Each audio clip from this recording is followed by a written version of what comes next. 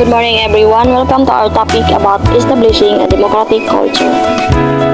Social institutions and agencies, including schools, church, family, children's clubs and organizations, communities, and real children democratic structures function as the best models to help children. Democratic culture means immersing them in the way of life that upholds democratic values, including justice, equality, freedom, respect for life, cooperation, self-reliance, true tolerance, sensitivity, respect for differences, security, and responsibility.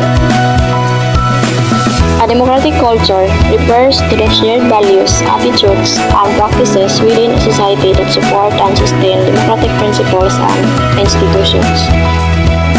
Ang democratic culture or mga organisasyon ay nakauyon sa law of government, nagprotesta sila para masolusyonan ang taong problema. Natay katungod magprotesta sa matang dili fair nga atong law.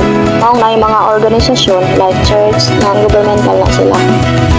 Example, kang sarang nga gi-impeach siya, dayon ang mga tao dili masugot nga ma-impeach siya. So, ang mga tao na sila katungod nga magprotesta para dili ma-impeach siya sa Duterte.